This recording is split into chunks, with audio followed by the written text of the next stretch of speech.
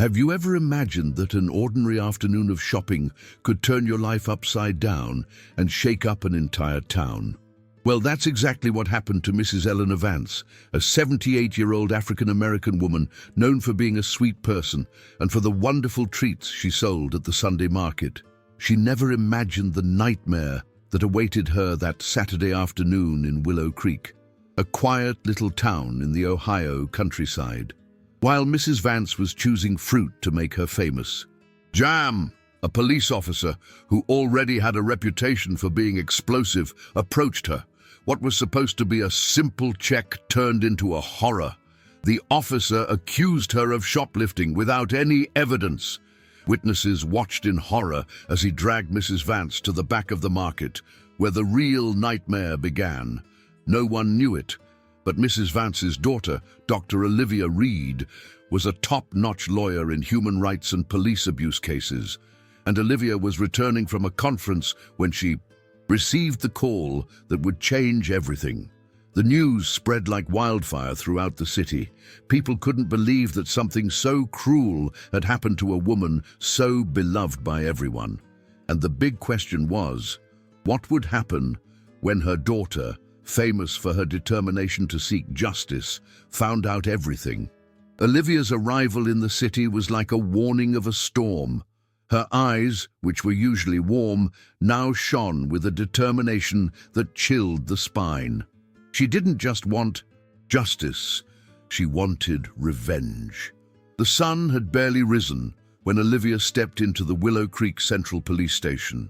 The building, an old mansion, seemed too small to contain the lawyer's fury. Olivia, at 45, had the marks of many legal battles on her face. Her dark, piercing eyes contrasted with the impeccable white suit she had chosen specifically for that day. Every step she took through the halls echoed, announcing her arrival as a sign that something big was about to happen. Police Chief C. Marcus Thorne, a middle-aged man with gray hair and a trimmed mustache, swallowed hard when he saw her enter his office. He knew her reputation and that her presence meant trouble. "Dr. Reed, I presume," he said, standing. "I'm so sorry about what happened to your mother." Olivia didn't even offer her hand. "Spare me the formalities, Chief Thorne. I'm here to find out why the officer who tortured my mother hasn't been arrested yet." Outside the police station, a small group of locals were beginning to gather, including Maria Jenkins, the market vendor who had seen it all begin at the market. Her eyes were red from crying, and her hands shook as she held up a sign demanding justice for Mrs. Vance. At Mercy Hospital, Mrs. Vance struggled with the physical and emotional aftermath of the trauma. Dr. Andrew Miller, the attending physician, watched her scans with concern. The once vibrant elderly woman now seemed frail and distant. Back at the station, the confrontation between Olivia and Chief Thorne heated up. The officer in question, Sergeant Robert Hayes, has an impeccable record of 15 years of service, the chief argued, flipping through a file. Olivia leaned across the desk, her eyes flashing with anger. An impeccable record, or a history of hidden abuse? Just then, a young police officer, Officer Sarah Cooper, entered the room carrying a stack of documents. Her eyes met Olivia's for a moment, and something in that look made the lawyer pause. Across town, in his upper-middle-class home, Sergeant Robert Hayes was eating breakfast, seemingly oblivious to the commotion that was brewing. His wife, Christine, watched him with a mixture of fear and resignation. She knew her husband's methods, but years of threats had kept her quiet. As the news spread, Willow Creek began to divide. Some defended the officer, remembering his time on the job. Others, shocked by what had been done to Mrs. Vance, demanded immediate justice. In the town square, Pastor Thomas held a vigil with candles lit and prayers said. Mrs. Vance's teenage grandson, Ethan, was there, his eyes burning with pain and a desire for revenge. Olivia left the police station determined. She knew this would not just be a legal battle, but a war against a system full of prejudice and abuse of power. At the hospital, Mrs. Vance slowly opened her eyes, meeting Dr. Miller's worried gaze. In a weak voice, she whispered, My daughter, tell her not to let hatred consume her. The tension in the town was palpable.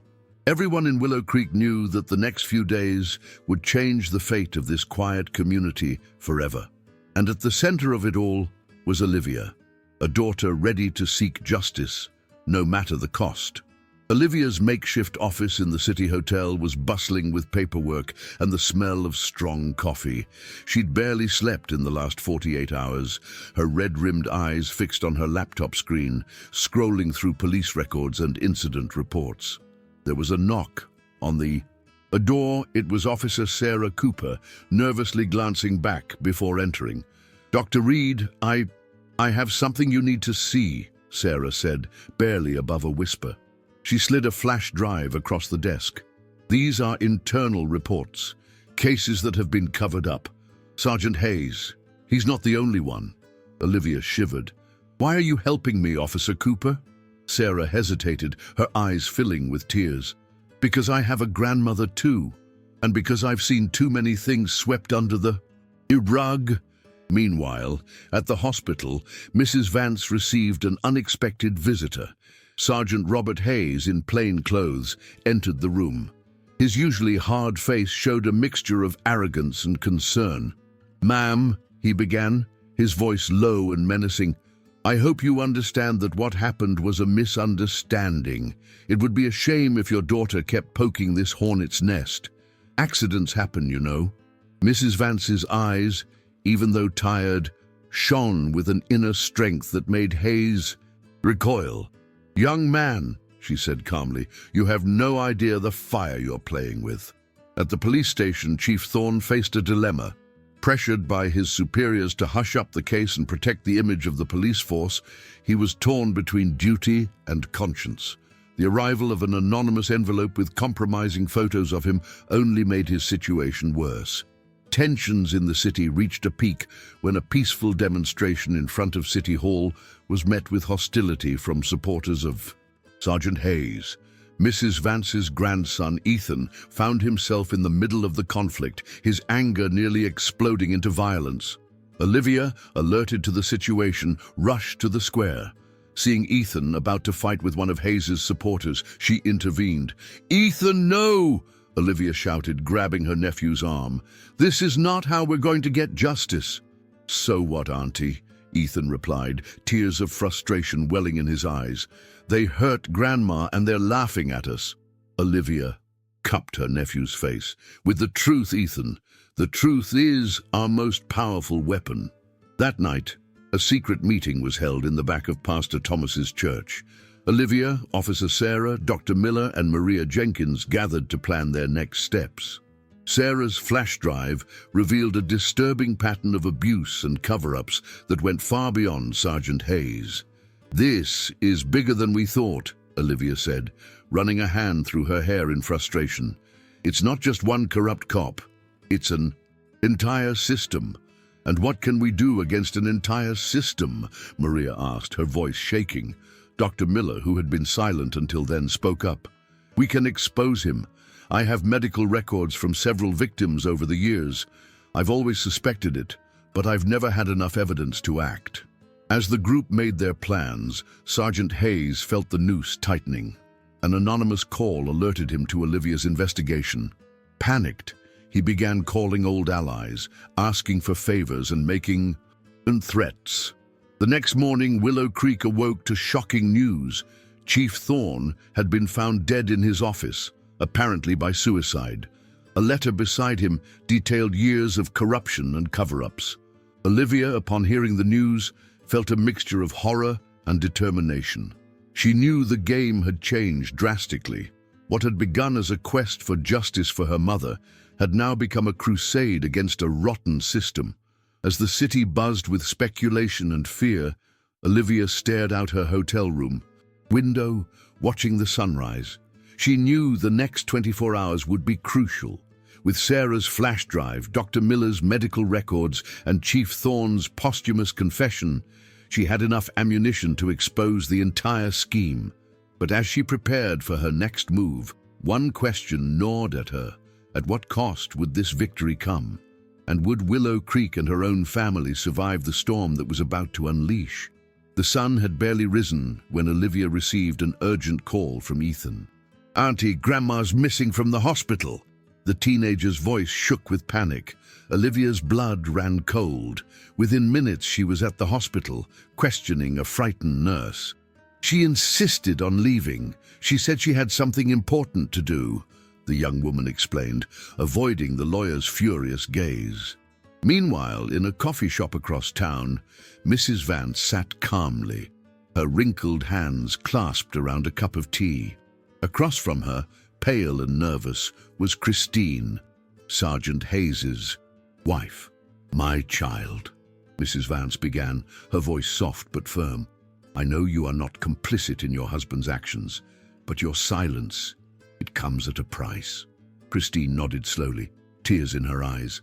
I have evidence, recordings, photographs. Robert never knew I had all of this." The police station was in chaos after Chief Thorne's death. Sergeant Hayes tried to take control, but he was met with unexpected resistance. Officer Sarah, inspired by Olivia's courage, had convinced other young officers to stand up against corruption. "We can't go on like this," Sarah declared in a tense meeting. "It's time to clean this house." Hayes, feeling trapped, made a desperate call to a high-ranking contact in Capital City, begging for help. Downtown, Pastor Thomas was leading a vigil that had turned into a peaceful protest. Citizens of all ages gathered, holding candles and signs demanding justice. Ethan, still searching for his grandmother, joined the crowd. It was there that he met Maria Jenkins, the market vendor. "Ethan, my dear, your grandmother is fine. She's doing something very important right now," Maria whispered, putting an arm around the young man's shoulder. Olivia, torn between worry for her mother and the need to act quickly, decided to hold an impromptu press conference on the steps of City Hall. Journalists from neighboring towns had arrived, drawn by rumors of scandal. "What happened to my mother was not an isolated incident," Olivia began, her voice echoing across the crowded square. "It is a symptom of a deeply sick system." As Olivia spoke, exposing years of abuse and corruption, a familiar figure appeared in the crowd. Mrs. Vance, supported by Christine, pushed her way toward her daughter. The emotional reunion between mother and daughter was caught on camera, becoming a symbol of the fight against injustice in Willow Creek. A trembling Christine handed Olivia a flash drive. "Here's everything. All the crimes, all the cover-ups. I'm so sorry I didn't tell you sooner." News of Christine's confession spread quickly.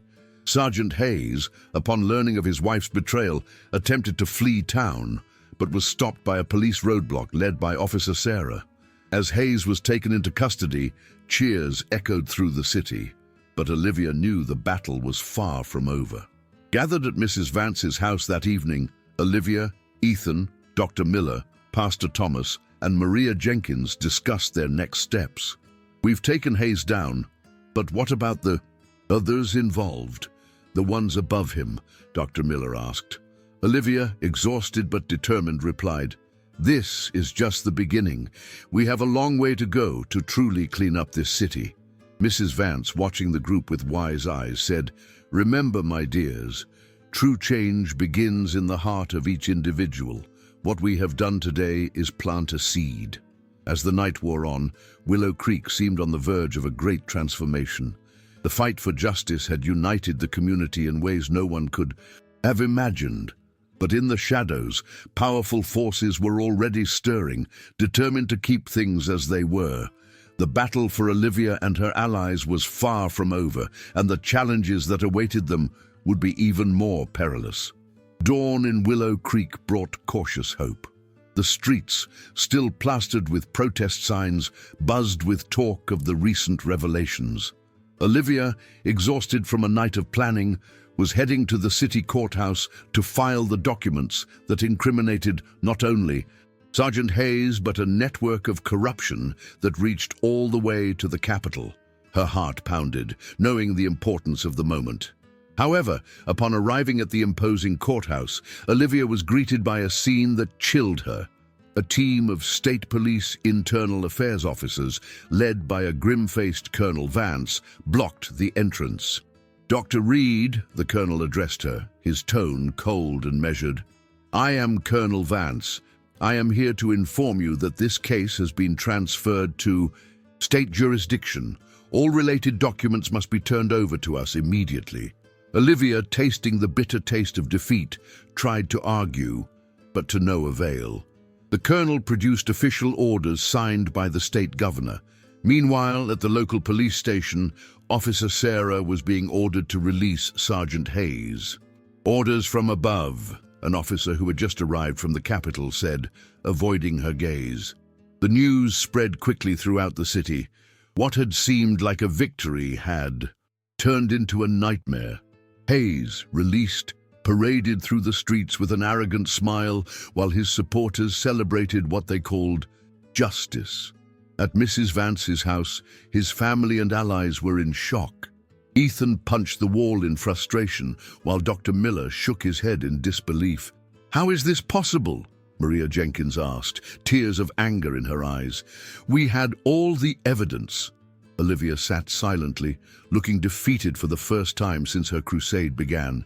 Then Mrs. Vance, with surprising strength in her fragile voice, spoke. "My dears, do you think the powerful would give up their power so easily?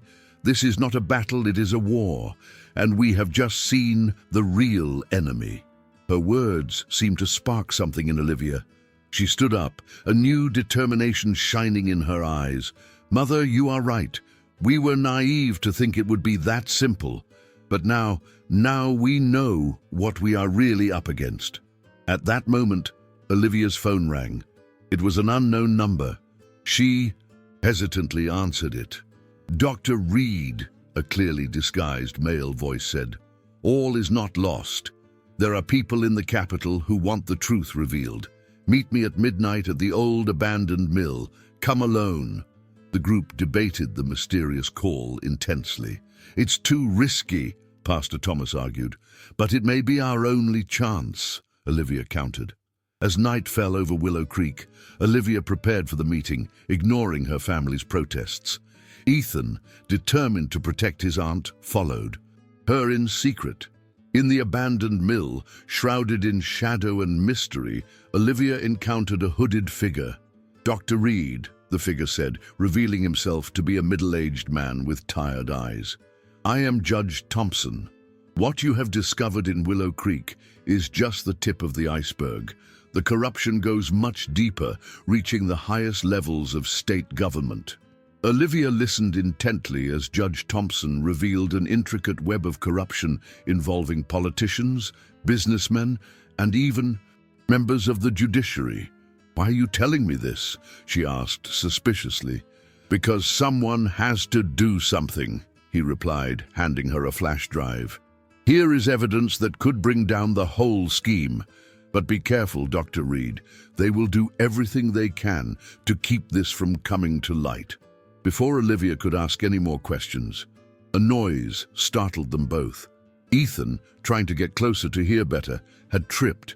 Judge Thompson, in a panic, ran away quickly, leaving Olivia with the flash drive and 1,000 questions. Upon returning home, Olivia gathered her trusted group once again. With the flash drive in her hands, she knew she had the power to change not just Willow Creek, but the entire state. "What do we do now?" Dr. Miller asked, looking at the small device that held such dangerous secrets. Olivia, with a gleam of determination in her eyes, replied, "Now we take this fight to a new level. It's no longer just about justice for my mother, it's about justice for everyone." As the group discussed strategy, a shadowy figure stood outside the house, speaking softly into a cell phone. "She has the evidence. What do we do now, sir?" The next day dawned with visible tension in Willow Creek. News of Olivia's secret meeting with Judge Thompson had leaked out, spreading through the town like wildfire. Olivia, aware of the danger, decided to act quickly. She called an impromptu press conference in the town square, attracting not only the local media, but also journalists from major state media outlets, curious about the rumors of a massive scandal. Meanwhile, behind the scenes, panic was taking hold. The state governor, in an emergency meeting with his aides, was shouting furiously, "How did we let it get to this point? Who is this small-town lawyer who dares to defy us?" At the Willow Creek police station, Sergeant Hayes was receiving contradictory orders. Some superiors wanted him to restrain Olivia at all costs, while others, fearful of being exposed, advised caution. Officer Sarah, now openly on Olivia's side, mobilized a group of young, idealistic officers to form a protective cordon around the square where the press conference was to take place. At 10 o'clock sharp, Olivia walked up the steps of City Hall, facing an eager crowd and dozens of cameras. Beside her, Mrs. Vance, the living symbol of the injustice that had started it all, held her hand tightly. "Citizens of Willow Creek, our state, and our country," Olivia began, her voice booming over the loudspeakers. "What began as a quest for justice for my mother has turned out to be something much larger and darker." With the skill of a seasoned attorney, Olivia began to unravel the web of corruption, laying out names, dates, and amounts, all supported by the evidence on Judge Thompson's flash drive. As the bombshell revelations were made, mixed reactions erupted everywhere. In the capital, politicians rushed to their lawyers, while others were already preparing denial statements. On social media, the hashtag #DJCorruptionWillow became the most talked about topic in the country within minutes. Suddenly, a commotion broke out in the crowd. Sergeant Hayes, with a few loyal officers, tried to force their way to the improvised platform.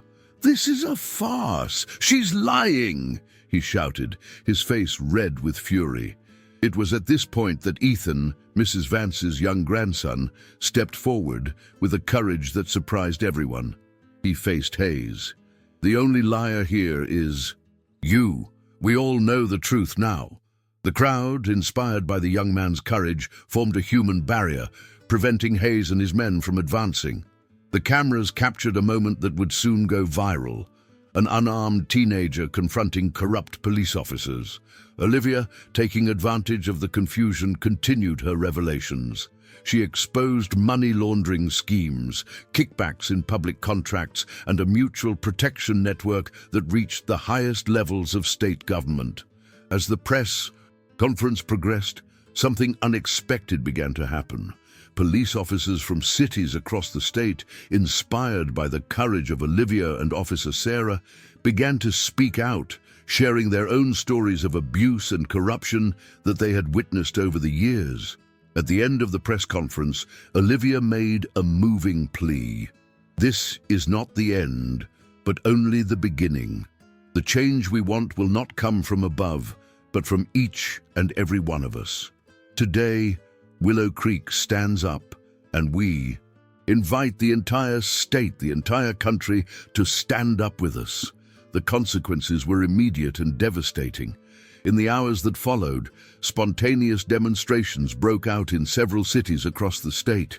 The district attorney's office announced the creation of a task force to investigate the allegations. The governor, in a desperate attempt to control the damage, called an emergency press conference. As night fell over Willow Creek, Olivia gathered with her family and closest allies. The mood was one of cautious optimism. They knew they had started something big, something that could not be easily contained or ignored. "What now?" Dr. Miller asked, expressing the question that was on everyone's mind.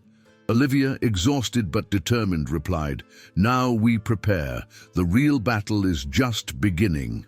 In the weeks that followed the bombshell press conference, Willow Creek became the center of a quiet revolution that was spreading across the state. Olivia, now a national figure, faced challenges she never imagined. The makeshift office in Mrs. Vance's home had become a veritable operations center. Olivia, surrounded by a growing team of volunteers, lawyers, and investigative journalists, worked around the clock. "We have to outsmart them," Olivia explained during a strategy meeting. "They have the power and the money, but we have the truth and the support of the people." Meanwhile, Ethan, inspired by his aunt's courage, led a youth movement in the city, organizing lectures in schools and mobilizing his peers through social media. He became the voice of a generation that no longer accepted the status quo.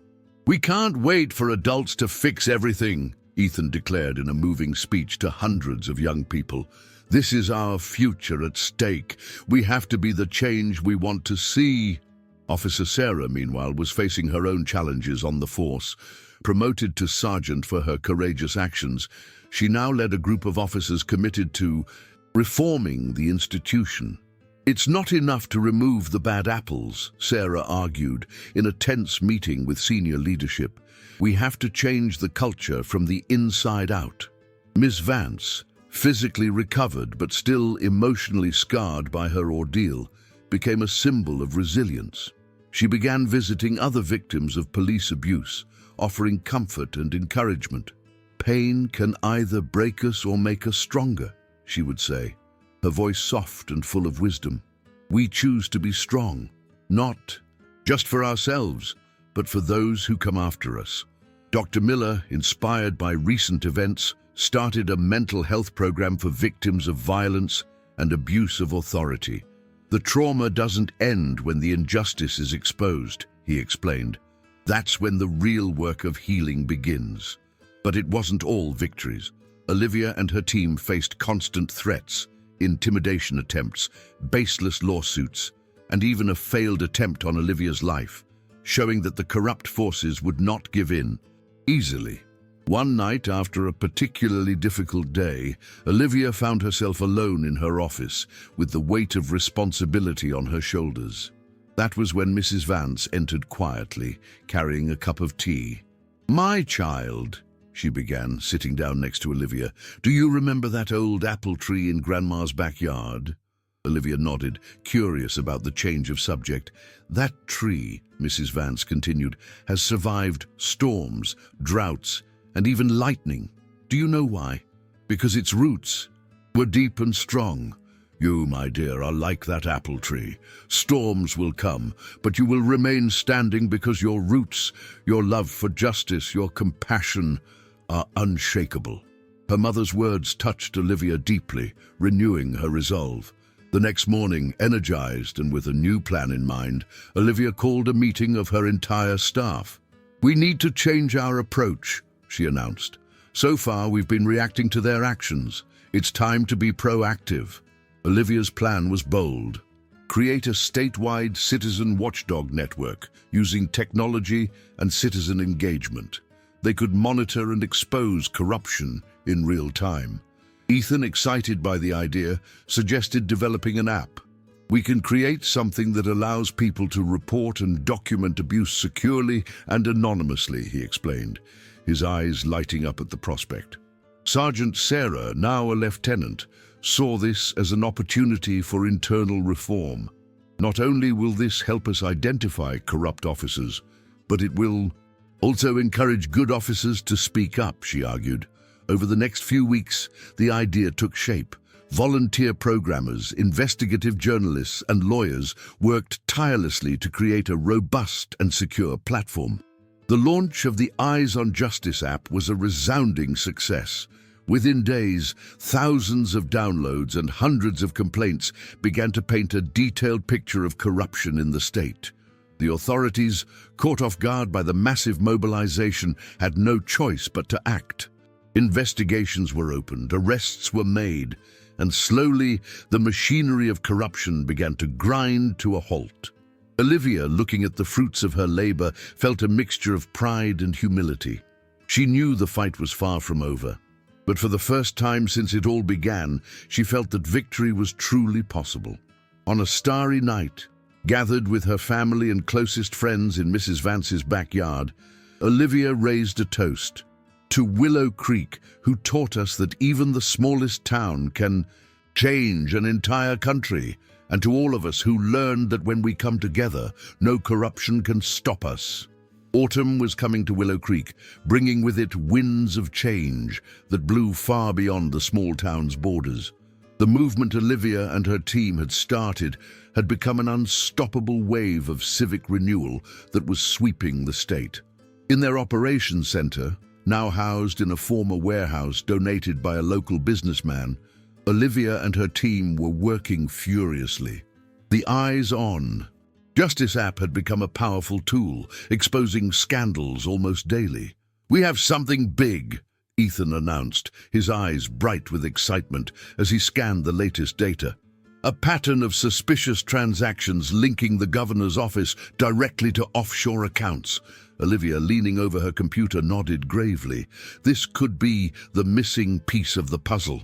Lieutenant Sarah, now a regular at strategy meetings, added, "My contacts in the capital confirm it. The governor is nervous, cancelling appointments and holding secret meetings."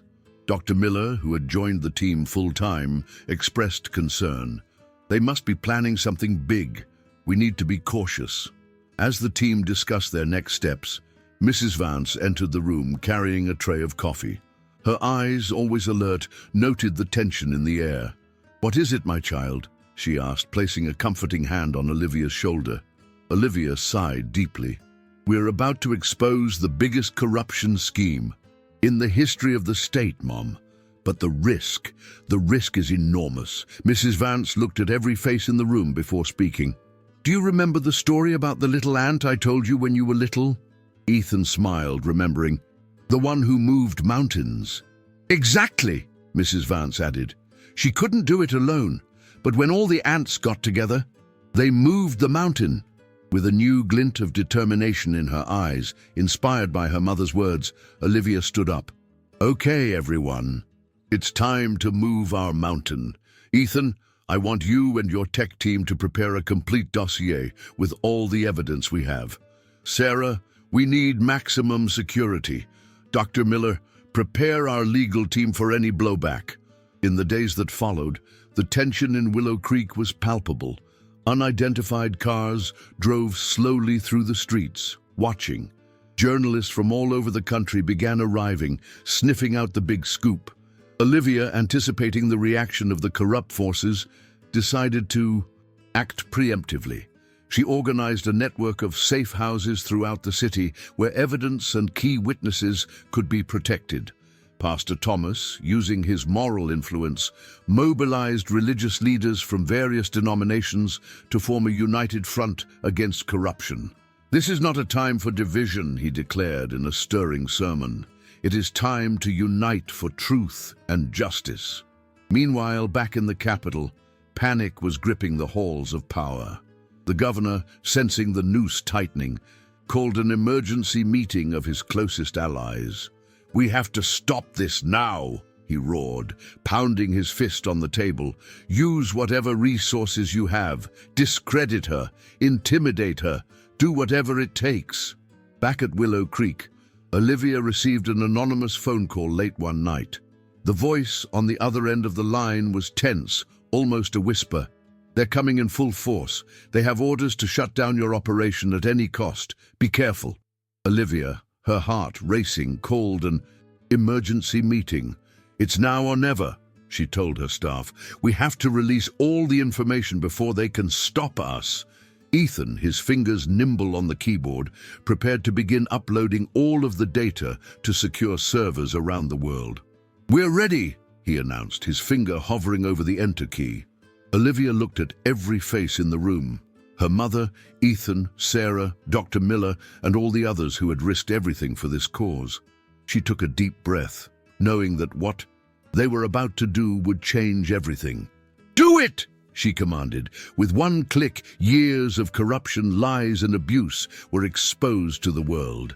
The final battle was about to begin. Dawn in Willow Creek brought an electric atmosphere. The streets, normally quiet at this hour, were abuzz with activity. Journalists from all over the country converged on the small town, making it the center of a political earthquake that was shaking the foundations of state power. In the operations center, Olivia and her team worked frantically. The evidence released overnight had spread like wildfire, dominating headlines and social media. The governor and his allies were cornered, their denials ringing increasingly hollow against the weight of the evidence. "I just got a report from the capital," Lieutenant Sarah announced, rushing into the room. The district attorney's office is convening an emergency task force. They're talking about pre-trial detention orders for several high-ranking politicians. Ethan, without taking his eyes off his laptop, added, "Traffic at Eyes on Justice has exploded. We're getting hundreds of new complaints every minute. It's like we've opened the floodgates of a dam." Olivia, though exhausted from a sleepless night, could feel adrenaline pumping through her veins. "Great work, guys, but we can't let our guard down now. They still have resources, and they're not going to give up without a fight."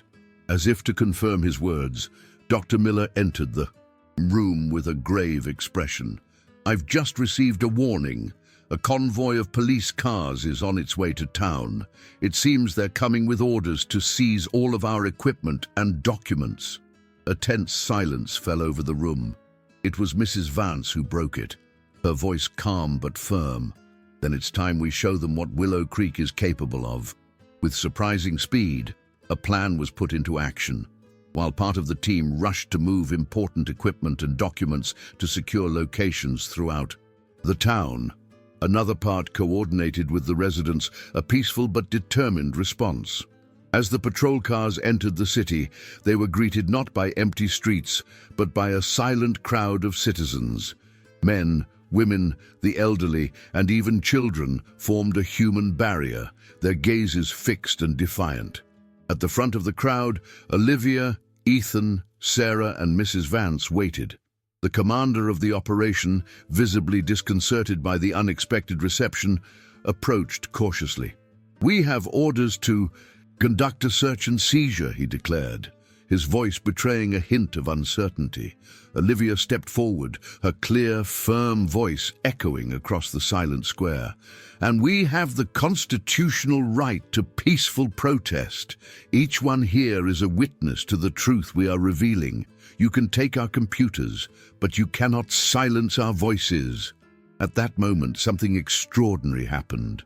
From within the police ranks themselves, voices of support began to emerge. Young officers, inspired by the courage of the citizens and the integrity demonstrated by Lieutenant Sarah, began to lower their shields. The commander, seeing his troops split before his eyes, hesitated. It was at this critical moment that a new voice joined the chorus. "I am Judge Thompson," announced a figure emerging from the crowd. "I am here to testify that all the evidence presented by Dr. Reed and her team was obtained lawfully and is in the vital public interest." Judge Thompson's presence, risking his own career and reputation, was the turning point. The commander, realizing he was on the wrong side of history, ordered his troops to withdraw. A roar of celebration erupted from the crowd. Tears of relief and joy flowed freely. An emotional Olivia hugged her mother and nephew, feeling the weight of the past months finally lift. But the battle was not over. As news of the Willow Creek Revolution spread, the governor made one last desperate attempt to cling to power. At a hastily called press conference, he denounced the whole thing as a political conspiracy and threatened to use any means necessary to restore order. Then Ethan had a brilliant idea. Using the network of contacts they had built, they organized a simultaneous live broadcast on all major TV networks and online platforms in the state. Olivia, with Mrs. Vance at her side, addressed the people directly. "Citizens of our state, you have seen the evidence. You know the truth. Power does not belong to corrupt politicians, but to each and every one of us. The time has come to say enough is enough." Olivia's words ignited a spark that grew into a wildfire of civic outrage. Demonstrations broke out in every town across the state. The State House was surrounded by a mob demanding the governor's immediate resignation. Faced with overwhelming pressure, the governor had no choice. In a brief statement, he announced his resignation, effective immediately. Willow Creek, the small town that dared to challenge the system, had not only exposed corruption, but had ignited a democratic revolution that promised to transform the state and inspire the entire country. In the weeks following the governor's ouster, Willow Creek found itself at the center of a transformation that reached far beyond its borders. The small town that had defied a corrupt system had become a symbol of hope and renewal for the entire country. Olivia, now a national figure, was asked to lead a special commission to combat corruption in the state. Her first action was to propose a series of legislative reforms to increase transparency and accountability in government. "It is not enough to remove the corrupt," she declared in her inauguration speech. "We must change the systems that allowed corruption to flourish in the first place." Ethan, inspired by the events, decided to follow in his aunt's footsteps. He announced his intention to study law, determined to continue the fight for justice they had begun. Sergeant Sarah, recognized for her integrity and courage, was promoted to captain and tasked with leading a new internal affairs department within the state police. Her mission, to ensure that the abuse of power that had victimized Mrs. Vance would never happen again. Dr. Miller expanded his program of psychological support for victims of abuse of authority, transforming it into a statewide initiative. "The healing of our society," he asserted, "begins with the healing of each individual affected by injustice." Ms. Vance, whose traumatic experience had been the catalyst for change, became a respected voice in debates about police reform and social justice. Her simple but profound words touched hearts and minds across the state. The Eyes on Justice app, now officially adopted by the new state government, continued to be a powerful tool in the fight against corruption. Citizens across the state felt empowered to report wrongdoing and demand transparency from their representatives. Willow Creek, once a sleepy town, had become a destination for civic pilgrimage. People from all over the country flocked to the town, wanting to see the place where a peaceful revolution had begun. One quiet afternoon, Olivia found herself back in her mother's backyard, under the shade of the old apple tree, reflecting on the incredible journey they had traveled. She turned to Mrs. Vance. "Mom, when all this started, I just wanted justice for you. I never imagined we would come this far." Mrs. Vance smiled, her eyes shining with wisdom. "My child, sometimes a single drop of rain is all it takes to start a flood. You were that drop." Olivia hugged her mother, feeling a mixture of pride, gratitude, and renewed determination. She knew the work was far from over. The fight against corruption and injustice would be long and difficult, but now, inspired by Willow Creek's example, citizens across the country were rising up, ready to make a difference in their own communities. The story of Willow Creek had become more than a tale of revenge or personal justice. It was a testament to the power of individual courage, community unity, and the unwavering belief that together, ordinary people can achieve the extraordinary. 5 years later, Willow Creek was thriving as never before. The town had become a model of open governance and citizen participation. Olivia, now the state's Attorney General, continued her tireless fight against corruption. Ethan, a law graduate, led a civic watchdog organization. Captain Sarah had transformed the state police into a respected institution. Dr. Miller had expanded his mental health program nationwide, and Mrs. Vance, at 83, was still inspiring new generations with her resilience. The apple tree in the backyard, a silent witness to everything, continued to blossom, a symbol that even the deepest roots of corruption can be overcome by the strength of unity and perseverance. Dear viewer, the journey of Olivia, Mrs. Vance, and all of Willow Creek shows us that change is possible when we come together for a just cause. And you who have followed this story up to this point, what will your role be in the fight for a more just world? Remember, every action, no matter how small it may seem, can be the beginning of a great transformation. If you watched until the end, comment, "I watched until the end," and share your thoughts. And don't forget to subscribe to the channel so you don't miss any videos. Until next time.